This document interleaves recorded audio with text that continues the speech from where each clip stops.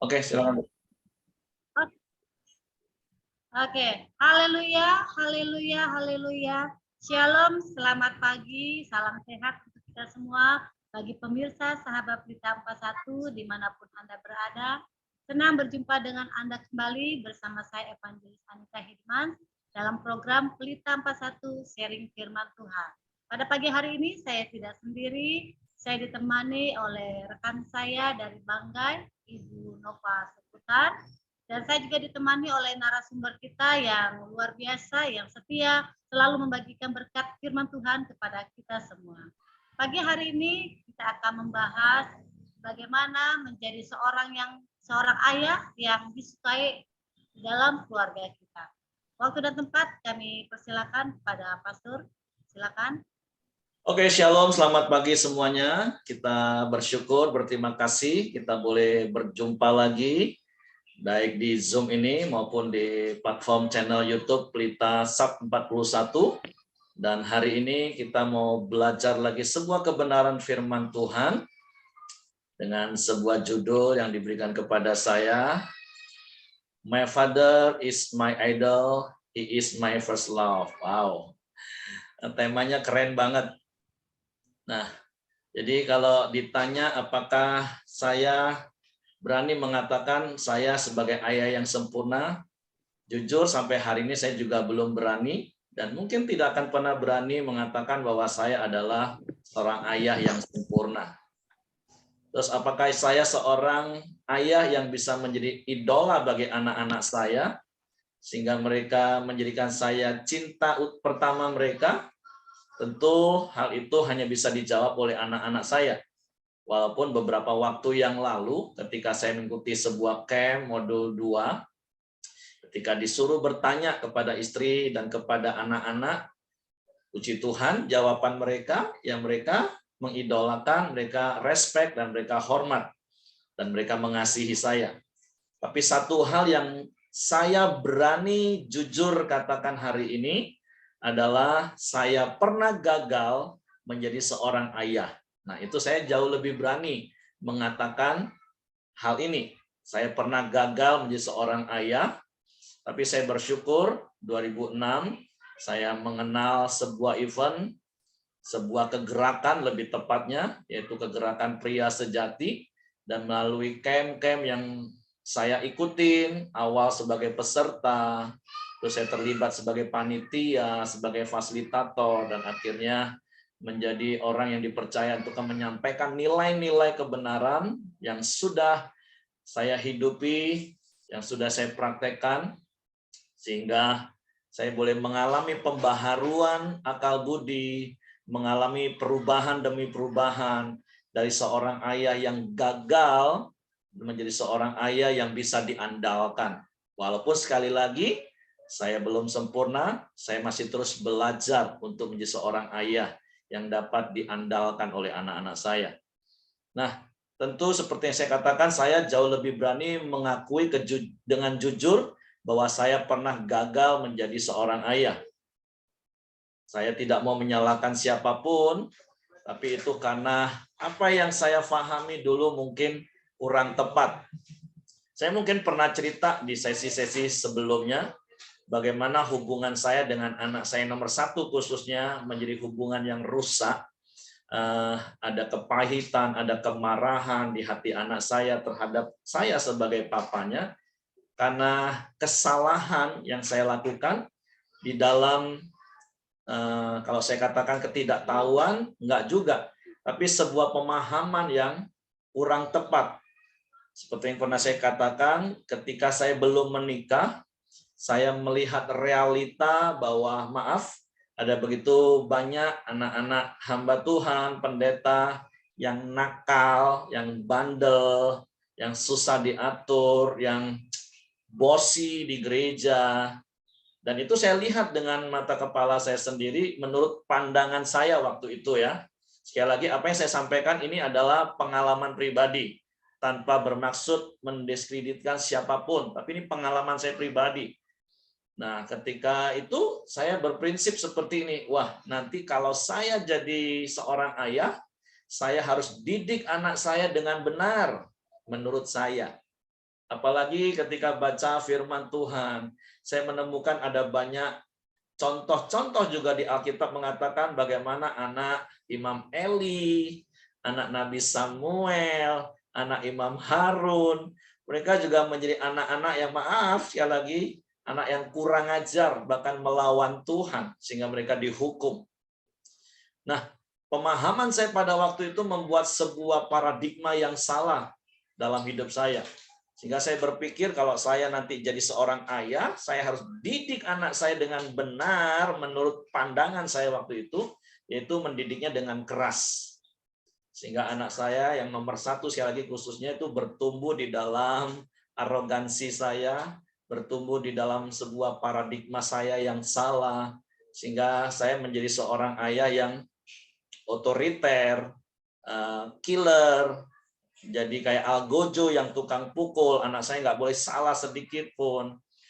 Saya menaruh beban saya sebagai pendeta, taruh dalam pundak dia, yang dia juga nggak ngerti apa-apa. Siapa suruh juga dia mau jadi anak pendeta, kalau disuruh milih mungkin waktu itu dia milih nggak mau jadi anak pendeta. Nah, tetapi sekali lagi bersyukur oleh karena anugerah Tuhan, saya bertemu dengan sebuah kegerakan pria sejati, dan dari situ saya mendapatkan banyak nilai-nilai yang merubah hidup saya, dan proses itu masih berjalan sampai hari ini, sehingga saya berusaha menjadi ayah yang bisa diandalkan. Bahkan nanti di sesi-sesi berikutnya, saya sedang dalam proses terus belajar menjadi suami idaman. Nah, itu judul berikutnya ya. Jadi bagaimana dari suami yang sontoloyo istilahnya, jadi suami yang diidam-idamkan oleh para wanita. Tapi ya tentunya saya harus menjadi suami idaman hanya khusus bagi istri saya. Tapi sekali lagi siang hari ini secara khusus topik kita mau bicara menjadi seorang ayah yang menjadi idola. Jadi seperti yang saya katakan tadi, saya pernah gagal menjadi ayah bagi anak-anak saya. Nah, ini anak-anak saya. Kami dikaruniai 3 orang putra dan putri. Yang nomor 1 Michael Vincent Susanto. Dia sudah bekerja sebagai seorang chef. Dan yang kedua Michelle Vincentia Susanto. Saat ini dia mengikuti kuliah di Universitas Sanata Dharma, jurusan psikologi. Dan yang paling kecil, Matthew Vincent Susanto, kelas 6 SD. Nah, kami bersyukur dikaruniai anak-anak yang luar biasa, anak-anak yang takut akan Tuhan, anak-anak yang hormat pada orang tua, anak-anak yang mengasihi Tuhan dan mengasihi orang tua. Dan sekali lagi saya mau katakan itu terjadi karena ada seorang pria yang bertobat. Ada seorang ayah yang bertobat, menyadari kesalahannya, berani rendah hati mengaku kelemahan dan kekurangan, sehingga apa yang terjadi sampai hari ini, saya bersyukur. Hubungan saya yang dulu rusak dengan anak saya nomor 1, hari ini semakin hari semakin diperbaiki. Kalau dulu jangankan diajak ngobrol, bahkan dipeluk pun anak saya nggak mau. Saya sudah pernah cerita kalau nggak salah, waktu dia usia 5-6 tahun, kalau saya sedang marah, beda respon dia kalau mamanya yang marah. Kalau mamanya yang marah, bahkan pukul, mungkin dia menangis karena rasa sakit, kena pukulan. Tapi kalau saya yang marah dengan teriakan, dengan auman singa, nah dia bisa nangisnya itu bisa dalam, dan dia mulai membenturkan kepalanya ke dinding dan dia bilang mau mati. Nah, dan itu berjalan bertahun-tahun, dan saya pikir ya sudahlah, namanya juga anak, biar dia tahu rasanya dididik supaya dia jadi anak yang benar. Tapi kenyataannya setelah saya mengerti kebenaran, saya sedang membentuk seorang anak yang menjadi pemberontak sesungguhnya. Tapi sekali lagi saya bersyukur di usia dini dia, saya mengerti kebenaran, saya mengalami sebuah terobosan, saya mengalami sebuah perubahan, dan nggak cepat prosesnya. Berkali-kali saya harus dengan rendah hati datang kepada dia, minta maaf, minta didoakan oleh dia walaupun dia masih kecil, walaupun di awal-awal dia selalu wait and see. Benar nggak sih Papa nih berubah? Benar nggak sih? Atau jangan-jangan kalau udah pulang dari camp nih jadi baik, nanti berjalannya waktu kumat lagi. Nah, proses itu berjalan sampai beberapa tahun. Tapi puji Tuhan, hari ini hubungan kami baik. Dia menjadi seorang pria yang takut akan Tuhan, mempunyai hubungan yang dekat dengan saya. Setiap dia membicarakan tentang masa depan dia, pekerjaan dia, maka orang yang dicari itu adalah papanya. Begitu juga dengan anak saya yang nomor 2, mengenai apa yang harus dia lakukan, dia selalu berkonsultasi dengan papanya. Nah, saya nggak tahu apakah itu sudah jadi sebuah standar bahwa itulah yang namanya ayah itu menjadi idola. Tapi seperti yang saya katakan di awal, saya bukan ayah yang sempurna. Apakah saya ayah yang menjadi idola? Itu anak-anak saya yang berhak menjawab, bukan saya. Tapi sekali lagi, dengan jujur saya katakan saya pernah gagal menjadi seorang ayah, tapi saya bertobat dan saya mengalami terobosan dan terus dalam proses mengalami perubahan. Nah, ada sebuah kebenaran firman Tuhan yang tentu menjadi satu hal yang harus kita ingat di dalam Maleakhi pasal 4 ayat yang ke-6. Ini ayat terakhir di dalam kitab Perjanjian Lama, dan sesudah itu kita tahu bahwa di dalam perjalanan hidup manusia ada sebuah masa yang disebut masa kegelapan, karena 400 tahun lebih kurang Allah tidak berfirman kepada manusia, tidak ada nabi yang dikirim, sampai pada akhirnya Yohanes Pembaptis muncul dengan sebuah berita bahwa Mesias akan datang. Nah, ayat itu berkata seperti ini, maka ia akan membuat hati bapa-bapa berbalik kepada anak-anaknya, dan hati anak-anak kepada bapa-bapanya, supaya jangan aku datang memukul bumi sehingga musnah. Dan ayat yang sama di Injil Lukas pasal pertama 17, berita yang disampaikan ketika Yesus datang kali yang kedua dan didahului oleh Yohanes Pembaptis. Lukas 1:17 katakan, dan ia akan berjalan mendahului Tuhan dalam roh dan kuasa Elia untuk membuat apa? Hati bapa-bapa berbalik kepada anak-anaknya, dan hati orang-orang durhaka kepada pikiran orang-orang benar, dan dengan demikian menyiapkan bagi Tuhan suatu umat yang layak baginya. Nah, bagaimana kita menyiapkan anak-anak kita menjadi sebuah umat yang layak bagi Tuhan, sebuah generasi yang tidak bengkok hatinya, tetapi sebuah generasi menjadi bintang-bintang di dunia, seperti Paulus tulis kepada jemaat di Efesus, sama seperti apa yang kita lakukan juga di channel YouTube kita setiap jam 3 sore kalau nggak ada, Star Generation, generasi bintang. Nah, saya percaya generasi bintang itu akan muncul ketika sekali lagi ada seorang bapak di rumah yang berfungsi. Seorang bapak yang mengerti kebenaran dan seorang bapak yang hidup dalam kebenaran, yang hatinya berbalik kepada anak-anaknya. Karena jujur, ada begitu banyak kultur budaya mungkin yang mendoktrinasi kita bahwa seorang ayah itu harusnya seperti ini loh. Wah, dengan arogannya, dengan otoriternya, mendidik anak. Anak harus takut dengan ayahnya. Padahal yang betul itu anak harus respect dan hormat kepada ayahnya. Bukan takut kepada ayahnya. Saya pikir dulu anak saya harus takut dengan saya. Makanya saya kalau ngomong dengan dia, apalagi dalam kemarahan, saya akan ngomong dengan nada yang tegas, keras, dan suara yang menggelegar. Saya pikir supaya dia takut dengan saya. Ternyata dia memberontak. Nah, jadi melalui kebenaran firman Tuhan ini, ketika saya mengerti kebenarannya, maka saya bertobat, dan hati saya sebagai bapak harus kembali kepada anak-anak. Karena ada begitu banyak anak-anak yang tidak bisa mengalami perjumpaan dengan Bapa Surgawi secara pribadi, karena setiap kali mereka menyebut Bapa, maka yang ada dalam gambar luar biasa yang sudah disampaikan oleh Pak Herion, pengakuan yang sangat-sangat memberkati kita ya, bahwa setiap ayah, Jikalau dia memang menjadi idola, berarti harus sadar dengan dirinya sendiri ya Pastor ya, seperti itu ya. Oke, baik Pastor, silakan dilanjutkan. Ya, sorry. Kayaknya jaringan internet agak terganggu tadi. Nah, jadi saya ulangi lagi tadi. Ada begitu banyak anak-anak yang tidak bisa mengalami hati Bapa surgawi, karena ketika mereka menyebut Bapa, maka yang ada dalam pikiran dan memori mereka itu adalah bapaknya yang di rumah, yang dulu model kayak saya seperti ini.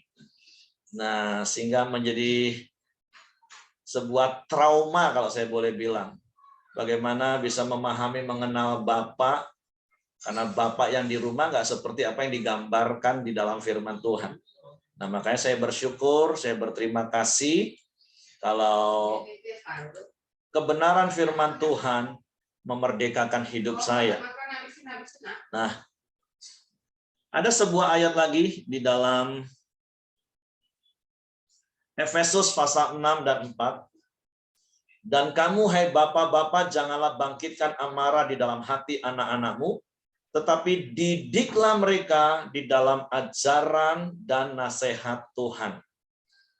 Nah, menjadi idola, menjadi first love bagi anak-anak, itu bukan sebuah pencitraan menurut saya, tapi sebuah gaya hidup yang bisa dilakukan dengan dua hal. Yang pertama, janganlah bangkitkan amarah di dalam hati anak-anakmu. Nah, gimana caranya? Ya seperti yang saya alami, bertobat.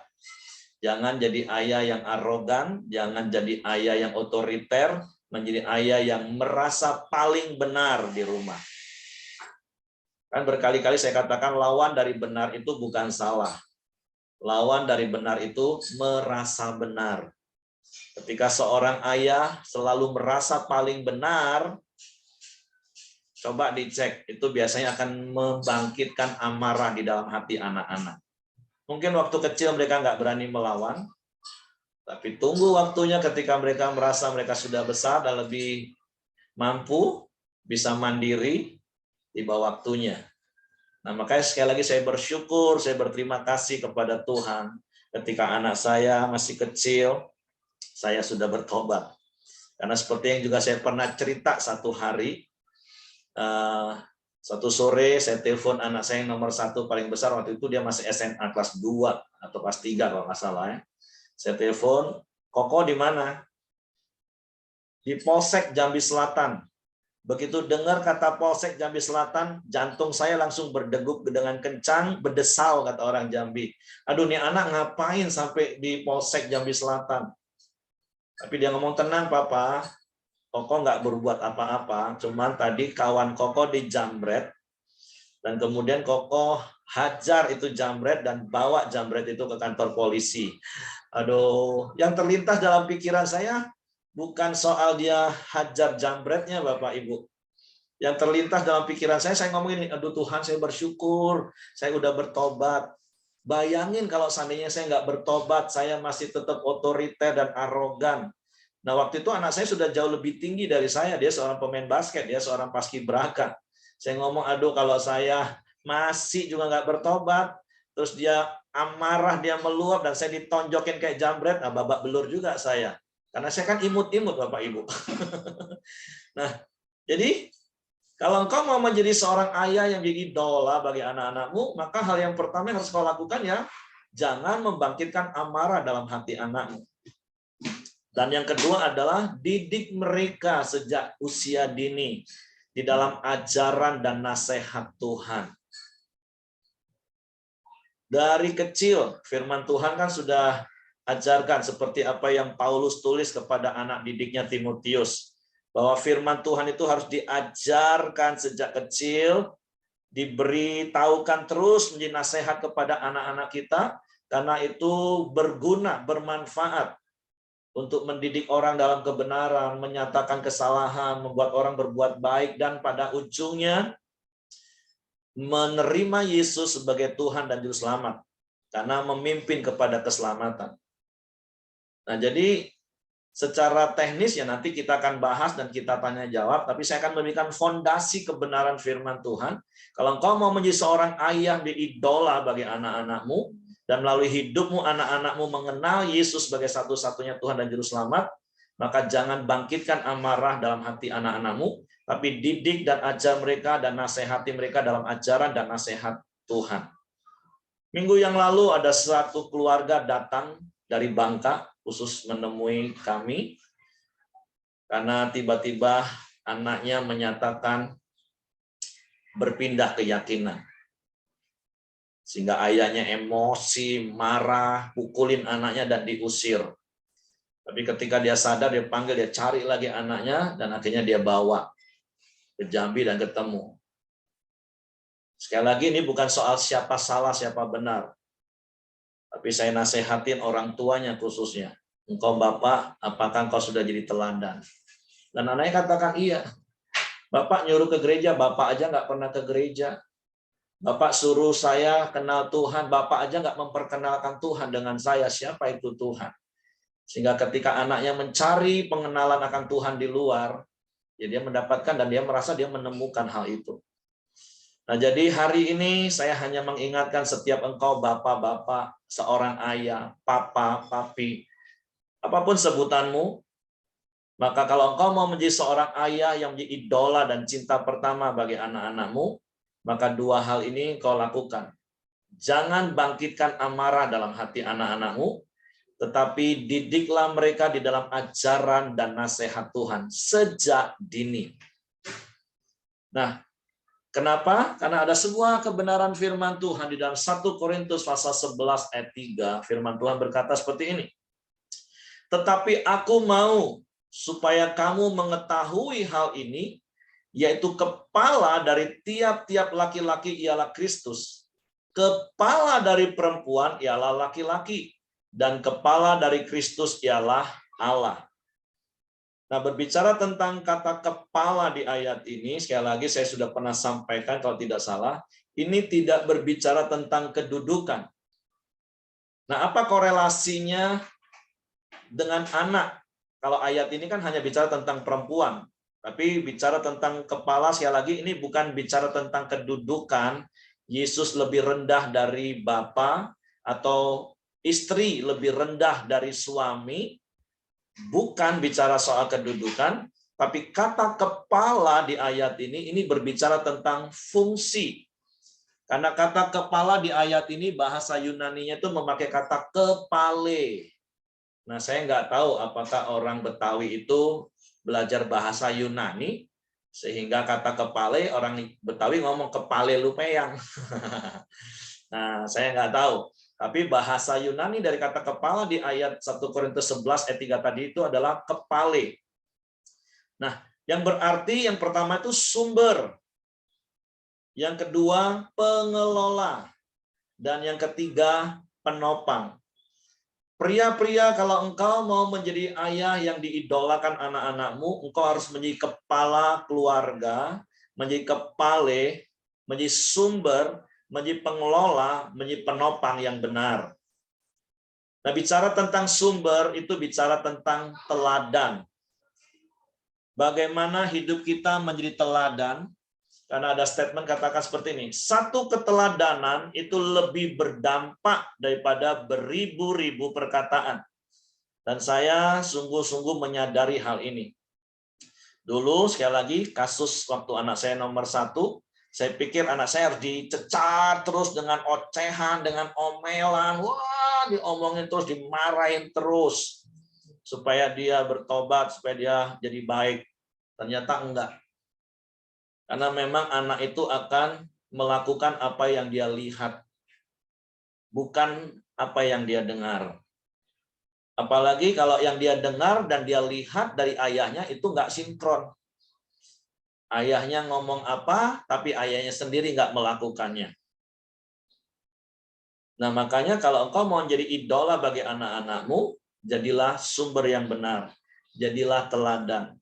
Sekali lagi berulang-ulang saya katakan, saya sempurna? Belum. Apakah saya sudah jadi ayah idola? Itu anak-anak saya yang berhak menjawab. Tapi saya belajar untuk berubah dari yang hanya omdo, omong doang, tapi saya belajar untuk memberikan sebuah keteladanan. Saya mau belajar terus di sumber yang benar. Karena sekali lagi, satu keteladanan itu lebih berdampak daripada beribu-ribu perkataan. Nah, yang kedua dikatakan sebagai pengelola. Yang tadi saya katakan, mengelola hubungan dan komunikasi yang baik dengan anak-anak. Dan itu dibutuhkan apa? Kerendahan hati. Nah, memang seringkali seperti yang saya katakan tadi, ada begitu banyak kultur yang membangun bahwa setiap pria, ayah itu harus otoriter, arogan, ditakutin oleh anak-anaknya. Padahal untuk dihormati, yang benar adalah dihormati, itu dibutuhkan kerendahan hati. Sehingga dapat mengelola hubungan dan komunikasi yang baik dengan anak-anak. Rumah bukan kantor polisi, rumah bukan kantor camat, sehingga kalau ketemu anak yang terjadi itu interogasi. Kamu dari mana? Dengan siapa? Ngapain? Wah. Harusnya yang dibangun itu adalah komunikasi, ada hubungan kasih mesra yang dialami. Makanya di dalam 1 Yohanes katakan di dalam kasih tidak ada ketakutan. Kalau sampai anak-anakmu takut ngomong dengan engkau sebagai ayahnya, berarti anak-anakmu nggak merasakan kasih Bapa itu dalam hidupmu. Jadi sekali lagi, engkau harus jadi pengelola yang baik, mengelola hubungan dan komunikasi yang baik dengan anak-anak. Dan itu dibutuhkan kerendahan hati. Dan yang ketiga, yang terakhir itu penopang. Harus berfungsi sebagai imam, nabi, dan raja. Karena ada statement katakan gini, seorang pria adalah pemimpin atas rumah tangganya, dan ciri khas seorang pemimpin ialah bertanggung jawab. Dan tanggung jawab seorang pria, tanggung jawab seorang ayah bagi anak-anaknya, itu paling tidak ada 4, yaitu bertanggung jawab terhadap dirinya sendiri, itu bicara tentang sumber tadi, teladan. Kalau anakmu sampai melakukan hal-hal yang salah, jangan buru-buru menjudge, menghakimi anakmu salah. Ada satu kisah dari teman saya, seorang hamba Tuhan, salah satu pembicara juga di kegerakan pria. Jadi satu hari orang tuanya dipanggil karena anaknya melakukan sebuah kesalahan, kenakalan. Akhirnya sang ayah datang, dia ngomong sama istrinya, "Mama nggak usah datang, papa yang akan datang." Wah, ini orang bisa ngeri-ngeri sedap melihat bapak ini, udahlah tinggi besar, hitam, karena dia dari Indonesia Timur. Akhirnya dia datang ke sekolah dan dia tanya, "Kenapa anak saya? Kenapa saya harus dipanggil?" Nah, dengan rasa gentar mungkin sang guru, apalagi seorang wanita, dia katakan, karena kalimat yang pertama dikatakan, "Anak saya tidak salah." Waduh, semakin ciutlah hati sang guru nih. Berarti nih orang tua mau nyalakan kami, pihak sekolah, guru-guru. Jadi maksud Bapak, enggak, saya tahu persis anak saya tidak salah. Jadi menurut Bapak, kami yang salah? Enggak. Ibu juga enggak salah, sekolah juga enggak salah. Loh, jadi yang salah siapa? Yang salah itu saya, bapaknya. Nah, makanya ada sebuah sesi di Cambridge kata tanggung jawab itu berhenti di sini. Nah, sesi itulah, kebenaran itulah memerdekakan saya. Ada banyak pria seringkali suka lempar tanggung jawab dan menyalahkan. Ada sebuah kisah yang mungkin juga pernah didengar. Ada satu pagi, satu keluarga melingkar duduk di meja makan. Dan satu pagi ketika anak yang paling kecil mau ambil roti di bagian tengah meja, tanpa sengaja dia menyenggol gelas susunya. Sehingga gelas itu jatuh pecah dan tumpah. Dan sang ayah marah, "Matamu di mana? Masa gitu aja nggak becus? Sampai pecah, sampai tumpah semua." Dan ayahnya pukul anak itu. Sang anak nangis, kepahitan, marah. Dan beberapa hari kemudian, bahkan mungkin beberapa minggu kemudian, di waktu yang sama-sama sarapan. Nah, hari itu giliran ayahnya mau ambil roti di bagian tengah meja. Dan tanpa sengaja tangan ayahnya menyenggol gelas susu.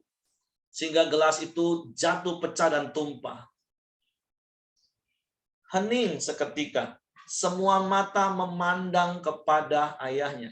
Apalagi anaknya yang beberapa hari yang lalu kena tabok karena menjatuhkan gelas. Dia pikir ini kesempatan aku balas papa. Tapi apa yang dilakukan pria ini? Dia gebrak meja dan katakan, siapa yang taruh gelas susu ini? Di sini sampai kesenggol. Nah, itulah pria. Dan saya tahu saya dulu seperti itu. Saya nggak berani ambil tanggung jawab terhadap kesalahan saya. Saya nyalain istri nggak becus didik anak lah. Saya nyalain anak lah kurang ngajar, nggak tahu diri jadi anak pendeta.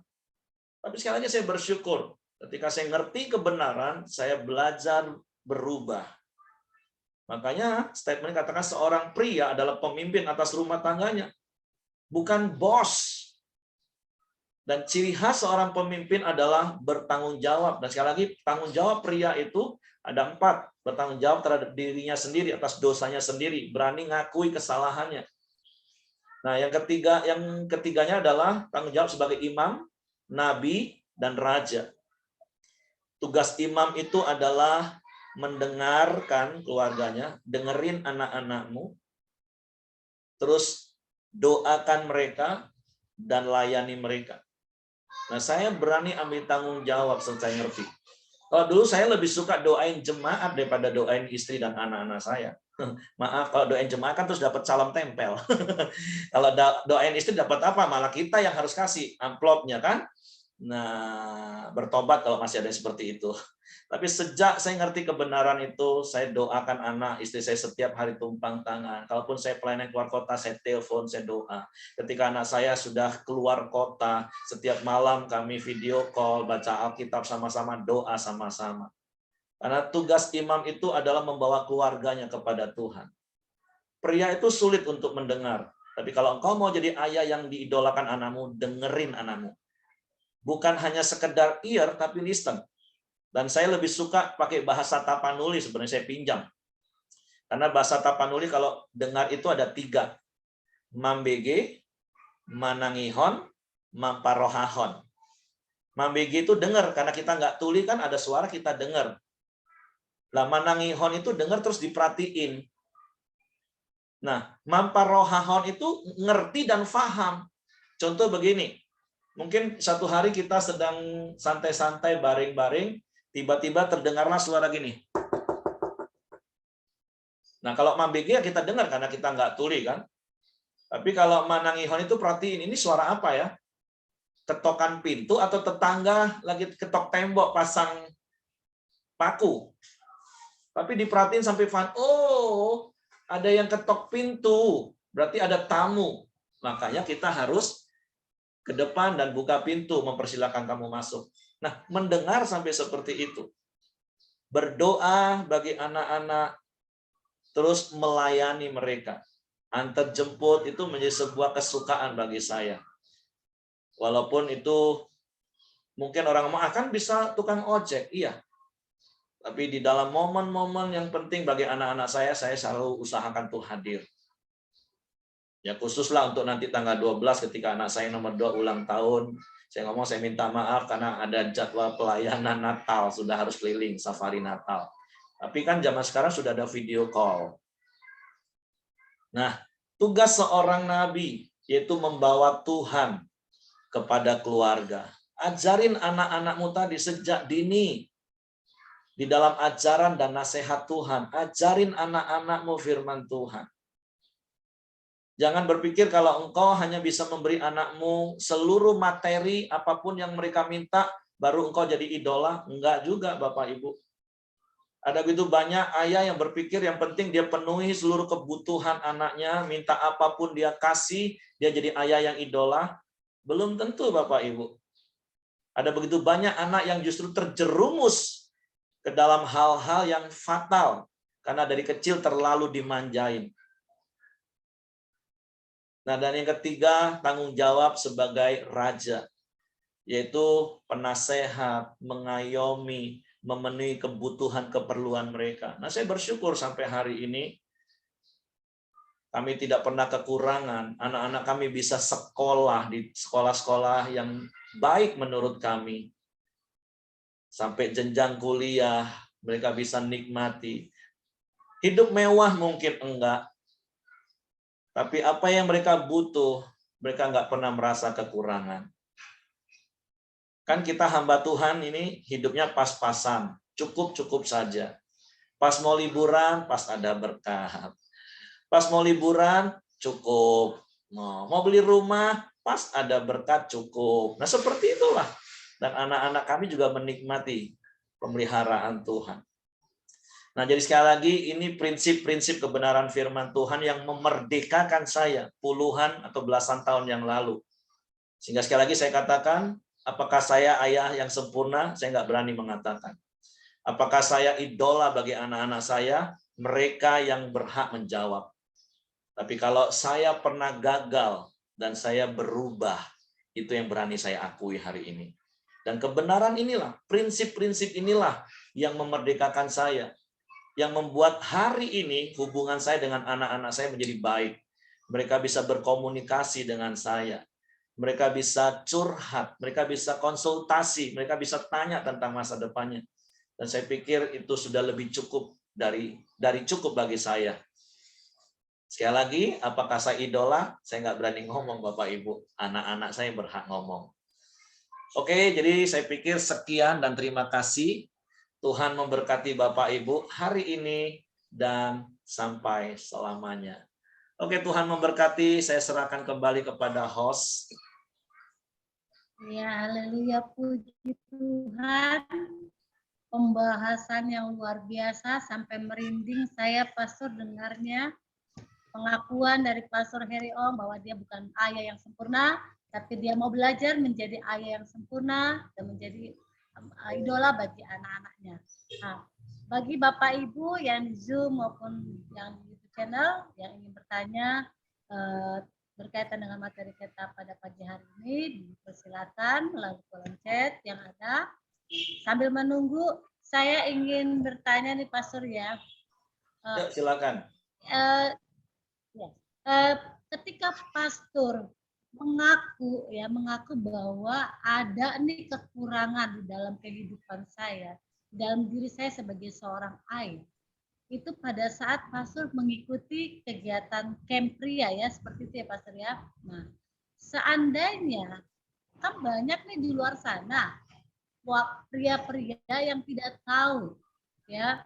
Nah, bagaimana nih untuk mengajarkan kepada bapak-bapak, pria-pria seperti di luar sana yang menjadi yang seperti pastor alami seperti itu.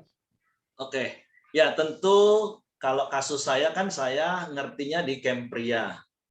Tapi yang saya tahu sampai hari ini sudah ada ribuan mungkin hamba-hamba Tuhan yang mengikuti camp ini. Karena memang di awal-awal camp ini yang dijangkau itu adalah pemimpin.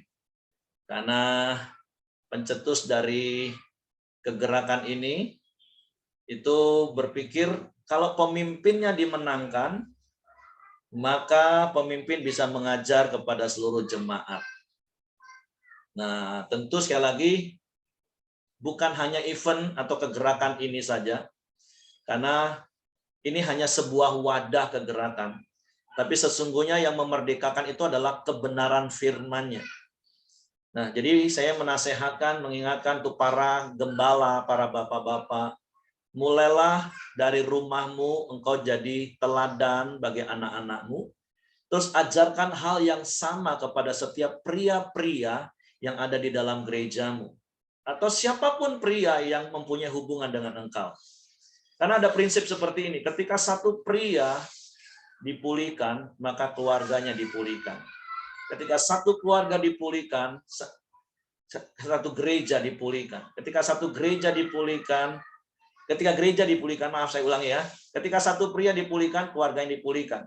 Ketika keluarga-keluarga dipulihkan, gereja dipulihkan. Ketika gereja-gereja dipulihkan, kota dipulihkan. Ketika kota-kota dipulihkan, bangsa dipulihkan. Makanya semua bersumber dari seorang yang bernama Ayah. Belajar rendah hati, belajar dikuasai firman, hidup dalam kebenaran. Dan itu sangat powerful menurut saya. Dan ajarkan berulang-ulang. Sekali lagi, bukan soal wadah kegerakannya apa, karena yang saya tahu itu adalah kebenaran firman Tuhan. Yang seperti saya katakan tadi di ayat yang pertama, karena memang kedatangan Yesus adalah harus membuat hati bapak-bapak kembali kepada anak-anaknya. Dan itu akan bisa merubah anak-anak kita menjadi sebuah generasi bintang. Jadi bagaimana caranya? Ajarin. Apalagi kalau di gereja bapak-bapak ada yang namanya kebaktian kaum pria, ajarilah nilai-nilai kepriaan. Dan modul ini kan sudah dirilis kepada semua gereja tanpa royalti. Boleh pakai modul ini silakan, terus pakai merek tersendiri silakan. Karena kita tahu semua itu milik Tuhan. Firman itu milik Tuhan. Sehingga sekarang ada banyak kegerakan pria yang sama. Maaf, di GPDI ada MOZ kalau nggak salah. Men of Covenant. Terus ada Priestcard, teman-teman Katolik. Terus ada Pertamax juga kalau nggak salah. Terus ada banyak kegerakan, modulnya sama. MMC, Methodist Men's Camp. Jadi bukan soal camp pria sejatinya menurut saya. Dan para BOA, BOD, TP3, kami juga menyadari bukan wadahnya itu, tapi kebenaran firman yang di dalam itu yang harus sampai kepada semuanya. Kalau wadah itu membatasi, itu tadi yang saya katakan tadi, namanya kegerakan itu nggak boleh dibatasi dengan wadah. Makanya kita rilis modulnya, silakan pakai, silakan sampaikan, karena memang harus disampaikan. Itu kebenaran yang memerdekakan banyak pria-pria. Nah, jadi kalau Ibu Anita tanya gimana yang di luar sana nggak ikut camp, ya bapak-bapak yang dengar contoh sesi ini, toh ini juga firman Tuhan, sampaikan saja nggak apa-apa. Makanya saya buat PowerPoint ya saya kirim bebas, nggak usah. Wah ini susah-susah buat PowerPoint, enggak. Saya tahu itu firman punya Tuhan. Kemampuan susun PowerPoint yang terbatas ini juga dari Tuhan. Segala sesuatu dari Dia, oleh Dia, kepada Dia. Apa yang saya terima dengan cuma-cuma, saya beri dengan cuma-cuma. Jadi saya berdoa, nilai-nilai ini ajarin.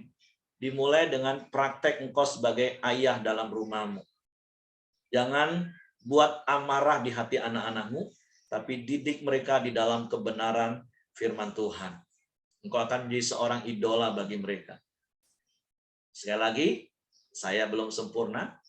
Apakah saya idola? Itu anak-anak saya berhak menjawab. Tapi saya berubah. Saya pernah salah. Saya sadar saya salah. Saya bertobat. Bukankah bertobat itu artinya berbalik? Dulu saya berjalan ke arah yang salah. Sekarang saya berjalan semakin hari, semakin benar bersama dengan Tuhan. Jadi menurut saya seperti itu, Ibu Anita. Ajarin aja nggak apa-apa. Banyak pria-pria memang, aduh ampun, tapi perlu diajar berulang-ulang. Dan dimulai dari gembalanya. Bapak gembalanya harus jadi teladan. Itu saja sih menurut saya. Ya, puji Tuhan ya Pastor, luar biasa. Berarti pria-pria di luar sana, kalau tidak mengikuti Zoom kita ataupun tidak mengikuti YouTube channel kita, sangat rugi ya Pastor ya, bahwa pembahasan kita pada pagi hari ini adalah sebenarnya memerdekakan para kaum pria. Ya, dan seharusnya jadi host ini sebenarnya pria ya, bukannya wanita. Ya. Karena saya bingung nih, karena kan ini berkaitan dengan pria, saya mau tanya apa bingung kan. Nah, tapi ya, tidak apa-apa. Karena realita di lapangan yang sering kita temukan gini, kalau ada anak nakal yang disalahin siapa? Ibunya. Ibunya. Kan kamu di rumah seharian ngapain aja? Itu memang pria sontoloyo, suruh bertobat itu. Saya kan sibuk cari uang. Nah, tapi berbahagialah para wanita kalau suamimu mengerti kebenaran ini ya. Amin, amin, amin. Tapi Jadi gini loh Pastor, kan ada nih pria-pria ya, dia apa ya, gimana? Malah dia mau kalau ketika ingin melakukan sesuatu, malah dia harus didorong-dorong gitu loh.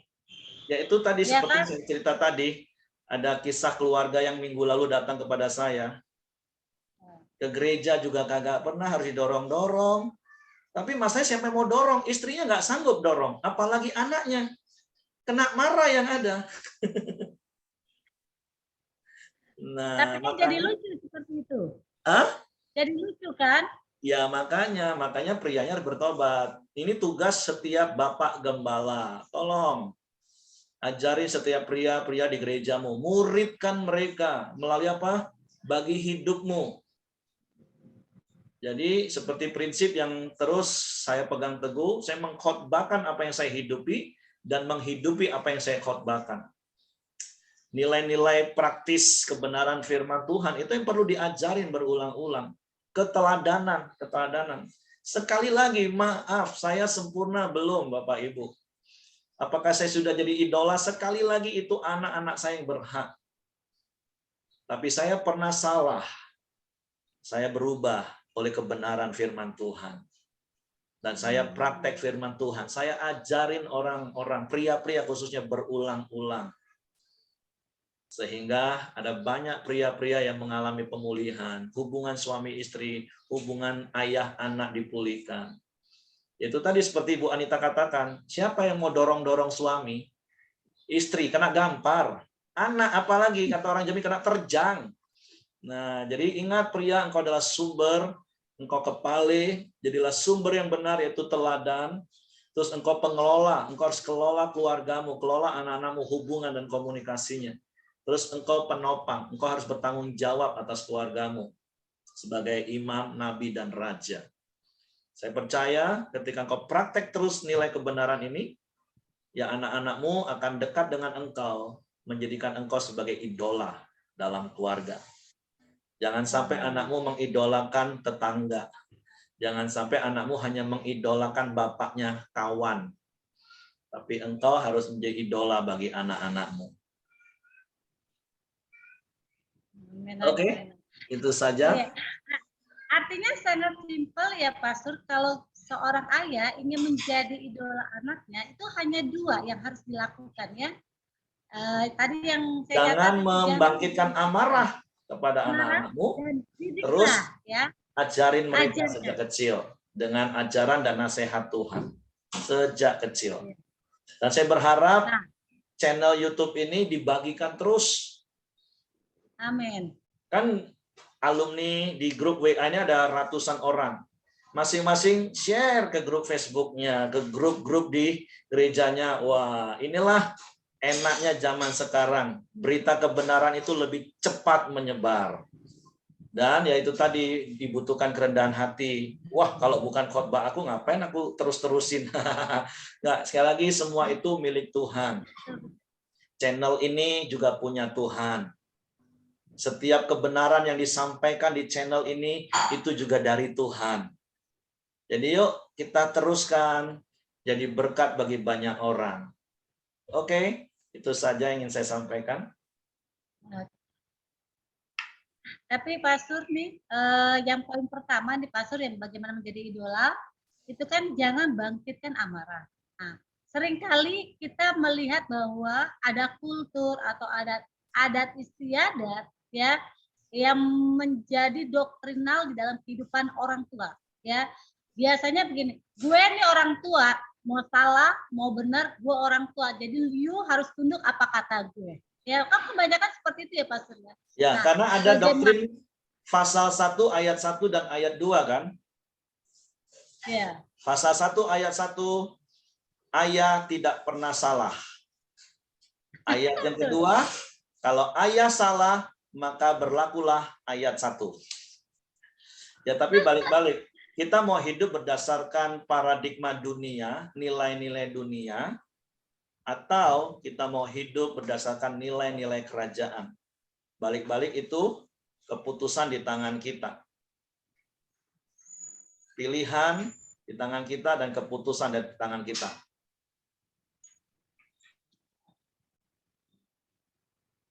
Oke. Jadi tantangan yang luar biasa bagi pria-pria pada pagi hari ini ya. Apakah engkau mau menjadi idola bagi anak-anakmu? Apakah engkau menjadi cinta pertama bagi anak-anakmu? Ya, hanya jawabannya hanya pada dirimu sendiri. Kau mau terima atau tidak, Pak Surya? Oke, pembahasan yang luar biasa. Hai Bapak-bapak, jikalau yang di luar sana, jika Anda ingin menjadi seorang ayah yang didolakan oleh anak-anakmu, ya, yang menjadi cinta pertama mereka, ayo, mari lakukanlah kebenaran firman Tuhan, ya, seperti yang sudah disampaikan oleh narasumber kita pada pagi hari ini, bahwa jangan bangkitkan amarah di dalam hati setiap anakmu, dan selalu ajarkan kebenaran firman Tuhan kepada anak-anakmu sejak dini, maka mungkin dari bayi juga harus diajarkan ya Pastor ya, dengan berulang-ulang dan tidak jemu. Tetapi Anda bisa lakukan ketika Anda sudah bertobat. Kalau Anda belum bertobat, ayo, mari, keputusan di tangan Anda. Oke, Pastor, terima kasih. Ya, jadi jadilah kepale yang benar tadi. Jadi sumber, pengelola, dan penopang yang benar bagi keluarga. Rekan-rekan yang ada di Zoom ini yang ingin berbagi pengalaman, yang ingin sharing kepada kita melalui Zoom ini, dipersilakan karena kita masih ada waktu beberapa menit. Ya.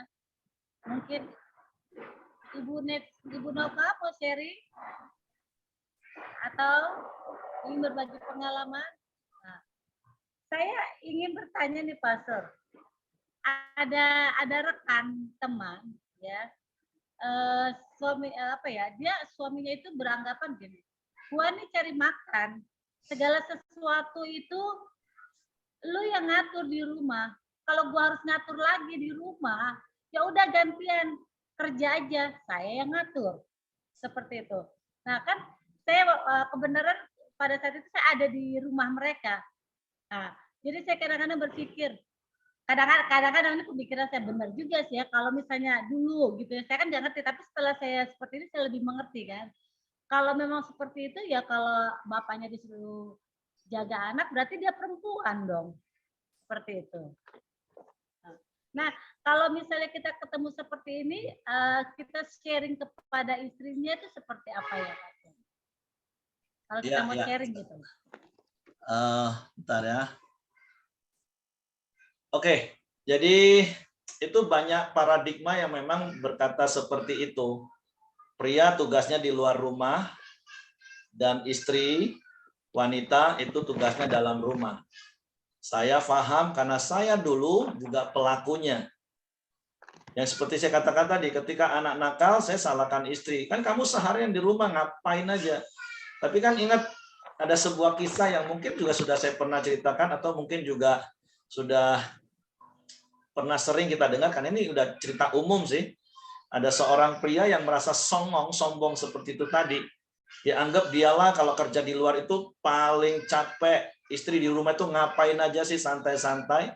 Sampai ada sebuah video katakan akhirnya seorang suami pasang CCTV di rumah dan lihat bagaimana dari buka mata sampai tutup mata setiap hari seperti Amsal pasal 31 ayat 10 sampai 31. Wanita itu nggak berhenti-henti kerjanya. Nah, makanya ada sebuah kisah lain yang katakan akhirnya seorang pria doa sama Tuhan, Tuhan, alangkah enaknya jadi wanita Tuhan. Lebih baik aku jadi wanita jadi Tuhan daripada capek kerja, dimarahin bos. Apalagi kalau yang kerja di lapangan, kena panas matahari, kena hujan. Aduh, lebih enak kayak wanita. Istri di rumah, santai, bisa nonton, bisa ini itu. Nah, akhirnya Tuhan kabulkanlah doanya. Dia jadi seorang wanita. Hari pertama bangun rasanya dia, enak banget, nggak perlu kerja, nggak perlu kemana-mana, tinggal di rumah santai. Tapi begitu bangun, piring kotor sudah menanti, lantai sedang menanti untuk dipel, dia harus segera ke pasar, belanja, dan kemudian masak. Belum lagi ngurusin anak, maaf, yang masih bayi, yang sebentar oe, sebentar kencing, sebentar maaf BAB. Sebentar lagi dia harus cuci baju, jemuran, setrika, Suami pulang harus sambut, ngurusin lagi, menenangkan anak-anak sampai jauh malam. Hari pertama dia sudah mulai, aduh Tuhan, ternyata capek jadi wanita. Boleh nggak Tuhan? Tapi dia pikir, mungkin ini cuma sehari. Dia coba 2-3 hari, ternyata sama. Dan dia ngomong, Tuhan ampun Tuhan, nggak jadi lagi deh. Aku jadi pria lagi aja. Tapi Tuhan ngomong, nggak bisa. Loh kenapa Tuhan? Tunggu 9 bulan 10 hari lagi. Karena kamu hamil. Cilaka deh.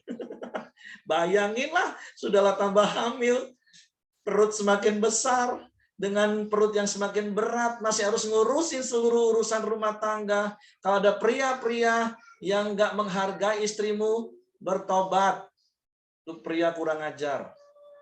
Jadi jangan bebani lagi, karena memang Tuhan sudah tetapkan wanita itu hanya mengasuh dan merawat, ngurus rumah.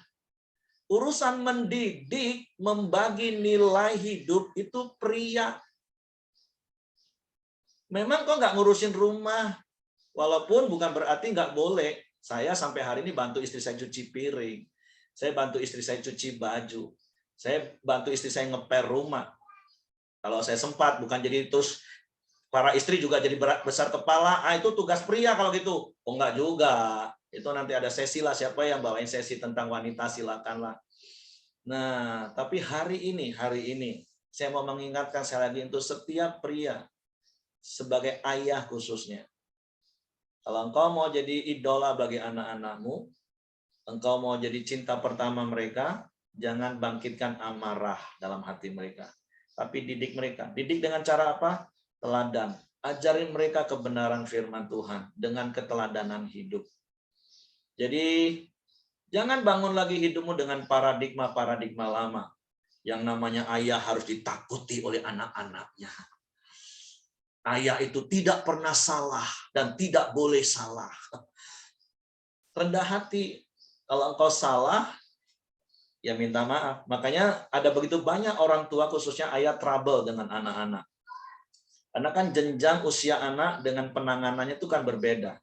0 sampai 7 tahun itu 100% itu otoritas di tangan kita. Tapi 8 sampai 12 tahun itu udah 50-50. Nah, di usia ini kadang banyak ayah, orang tua yang merasa anaknya mulai kurang ajar dan berontak, nggak taat. Padahal bukan Bapak Ibu. Mereka mulai mempunyai pendapat sendiri. Ya, pendapat mereka belum tentu benar, tapi terkadang juga pendapat mereka nggak salah. Nah, tapi itu tadi kadang orang tua merasa arogan, pokoknya anak tetap salah. Harus ikut apa kata orang tua. Lu belum tentu, Bapak Ibu. Apalagi sekarang dunia ini sudah terbuka luas. Anak kita bisa belajar dari manapun. Nah, kalau kita memang salah, ya sudah minta maaf. Nah, apalagi di usia 12 sampai 18, usia petualangan. Ketika anak-anak akan lebih dengar apa kata teman dibanding apa kata ayah ibunya. Kalau kita nggak bisa jadi sahabat bagi mereka, teman bagi mereka, menyelami kegiatan dan hobi mereka, semakin banyak orang tua ngomong, anak kurang ajar, anak nggak hormat orang tua, nggak bisa diatur. Oh, yang salah siapa Bapak Ibu? Sumbernya salah. Nah, terus anak-anak yang usia 18 sampai 25 nggak bisa diatur-atur kayak anak kecil lagi. Kita hanya bisa mengarahkan tujuan hidup mereka yang menentukan. Dia mau ke Bogor atau ke Bandung, itu mereka yang tentuin, bukan kita yang atur. Tapi kita bisa arahkan, nak kalau kamu sudah mau ke Bandung, nah ke Bandung kayak gini, nak. Kamu mau naik travel atau naik bus atau naik kereta. Nah kalau naik travel ini, nah itu kita boleh arahkan. Tapi tujuannya anak. Nah ada begitu banyak orang tua mau jadi Tuhan atas anak-anaknya, atur dengan otoriter. Harus ikut apa kata papa. Papa ini sudah banyak makan asam garam dunia. Nah, makanya sampai stroke dan asam urat. Nah, Bapak Ibu, yuk belajarlah, belajar. Jangan pernah berhenti belajar yang namanya parenting. Usia dini, 0-7 tahun, 8-12, 12-18, 18-25.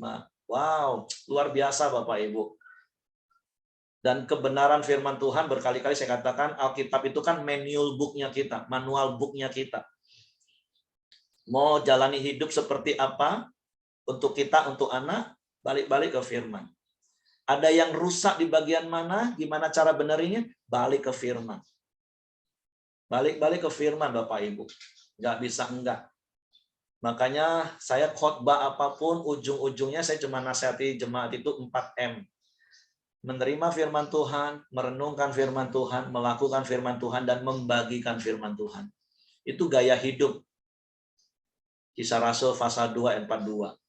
Bertekun dalam firman, bertekun dalam persekutuan. Nah, nanti luas nih. Tapi kembali bicara tentang ayah yang jadi idola. Dua hal yang saya katakan tadi, jangan bangkitkan amarah di hati anakmu, tapi didik mereka di dalam kebenaran dan nasihat firman. Caranya gimana? Jadilah kepala yang benar. Sumber yang benar dalam keteladanan, pengelola yang benar dengan kerendahan hati, bangun hubungan dan komunikasi yang baik dengan anak-anak, dan menjadi penopang yang bertanggung jawab atas keluargamu, menjadi imam, nabi, dan raja dalam hidupmu. Oke, itu saja Ibu. Tuhan memberkati. Haleluya, puji Tuhan. Sepertinya kalau bahas tentang pria itu waktunya 1 jam kurang ya, Pastor ya. Ya. Tapi yang tidak terasa 60 menit telah berlalu ya. Pembahasan kita pada pagi hari ini yang menjadi pencerahan bagi kita yang mendengarkannya. Hai bapak-bapak, hai pria-pria, jadilah idola bagi anakku, jadilah cinta pertama bagi mereka dengan cara Anda bisa lihat melalui YouTube channel Pelita 41 Sekolah Alkitab Batu Malang.